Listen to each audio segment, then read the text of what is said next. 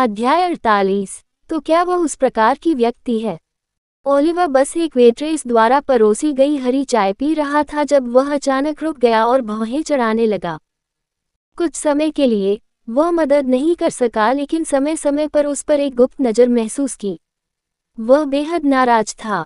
कोई पूछेगा कि वह पहले की तरह केवल कॉस्मिक वर्ड गेज का उपयोग क्यों नहीं करेगा और व्यक्ति को फिर से पीछे क्यों नहीं हटा देगा। वह भी ऐसा करना चाहता था, लेकिन समस्या ये थी कि जो व्यक्ति बीच बीच में उसकी ओर देख रहा था वह बेहद चतुर और कुशल था। टकटकी का पता लगाने में सक्षम होने के लिए उसे दिशा खोजने के लिए अपनी इंद्रियों का उपयोग करना होगा, लेकिन समस्या यह थी कि जो व्यक्ति उसे देख रहा था वह इसके बारे में जानता था और इस प्रकार वह बेहद सतर्क था। उसने कई बार कोशिश की, लेकिन पता नहीं चल सका कि नज़र किधर से आ रही है। उसकी इंद्रियां व्यक्ति की दिशा का पता लगाने में असमर्थ थी और इस प्रकार उसे झुंझलाहट महसूस हुई। ये व्यक्ति उससे कहीं ज्यादा ताकतवर था और जानबूझकर चीजें छिपा रहा था।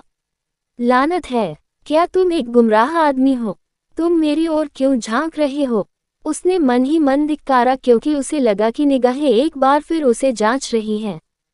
उसने अपना सिर हिलाया और गहरी सांस ली। उसे इसके बारे में कुछ करना होगा, अन्यथा वह पूरी नीलामी के दौरान इसके प्रति सचेत रहेगा। उसे समझ नहीं आ रहा था कि यह व्यक्ति उसमें इतनी दिलचस्पी क्यों ले रहा है।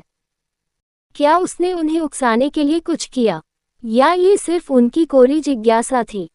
बहरहाल, उसने उन योजनाओं के बारे में सोचना शुरू कर दिया जिनका उपयोग वह पीपर को खोजने के लिए कर सकता था। कुछ मिनटों तक सोचने के बाद वह कुछ हद तक असभ्य और क्रूर दृष्टिकोण के साथ आया। चूंकि उस व्यक्ति को उसमें बहुत दिलचस्पी थी, इसलिए वह उन्हें पूरी तरह से उसे देखने देता था। कम से कम वह उन्हें ऐसा महसूस कराएगा। उसके कहने का मतलब यह था कि यह उसकी योजना का एक हिस्सा था। उनकी योजना सरल थी। वो प्रत्येक बालकनी को एक एक करके सत्यापित करने जा रहा था जब तक कि उसे झांकने वाले की जगह नजर नहीं आ गई।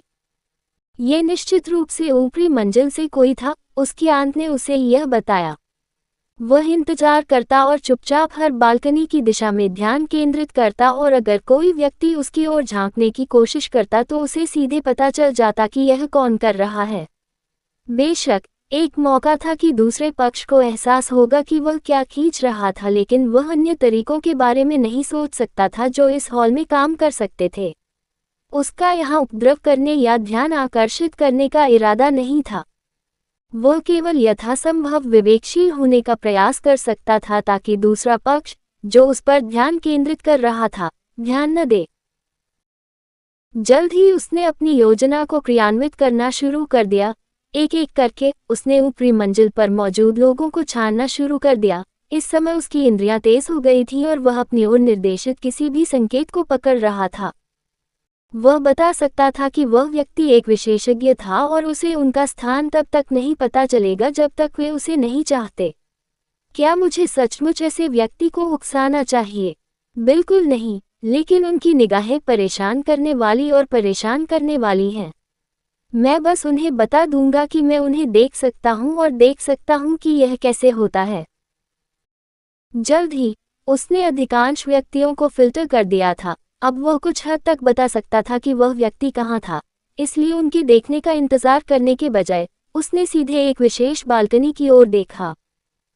उसने महसूस किया कि उनकी आंखें मिल रही हैं और विशेषज्ञ ने जल्द ही अपनी नज़रें हटा लीं।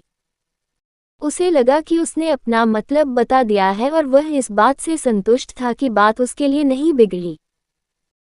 उसने एक बार चाय पीना शुरू कर दिया था, लेकिन जैसे ही उसे लगा कि वह व्यक्ति फिर से झांक रहा है तो उसका गला घोंटने लगा। क्या उन्होंने कॉस्मिक वर्ड गेज का इस्तेमाल किया और सीधे उस व्यक्ति की ओर देखा, जानना चाहा कि वे कौन थे? नहीं, रुके, भारी मात्रा में आसपास दबा रहा हूँ। मैं गलती नहीं कर सकता।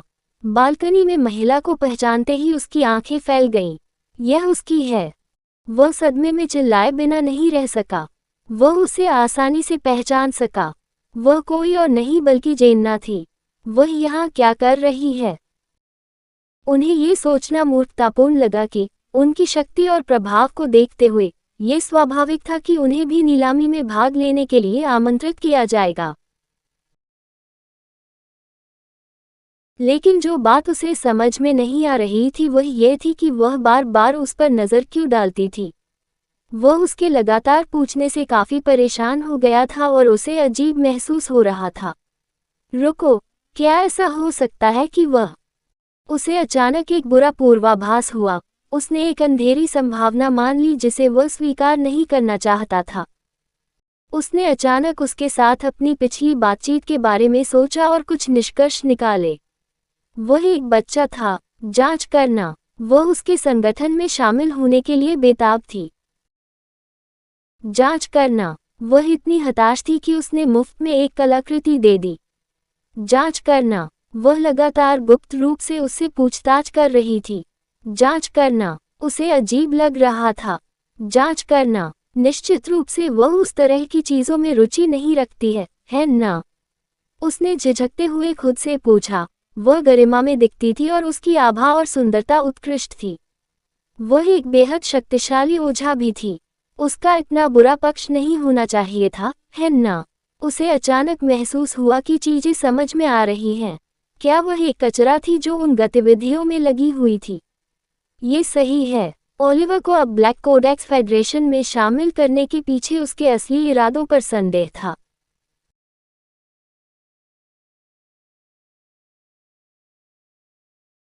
उसे कोई अंदाजा नहीं था कि वह उपन्यास में कौन थी, इसलिए यह संभव था कि वह कोई अनियमित पार्श्व पात्र थी जो इस तरह की अवैध गतिविधियों में शामिल होना पसंद करती थी।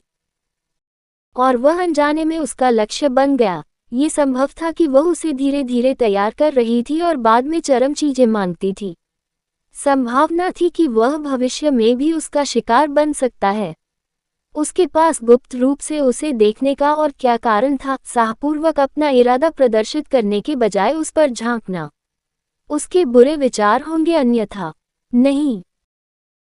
उसने अपना सिर हिलाया। वह बहुत अधिक पागल हो रहा था और बहुत सारे निष्कर्ष निकाल रहा था, लेकिन फिर भी उसे अभी भी लग रहा था कि जेना एक संदिग्ध व्यक्ति थी और अगर वह पर्याप्त सावधानी नहीं बरतता तो वह उसका शिकार बन सकता था। उसने अजीब तरह से उसकी ओर सहानुभूति भरी दृष्टि से देखा। इतनी अतिरंजित सुंदरता होने के बाद भी वह अभी भी इस तरह के मानसिक विकारों से पीड़ित थी। अफसोस की बात है, एक स्वस्थ वयस्क महिला का केवल ऐसा होना। कहानी खत्म। अलविदा।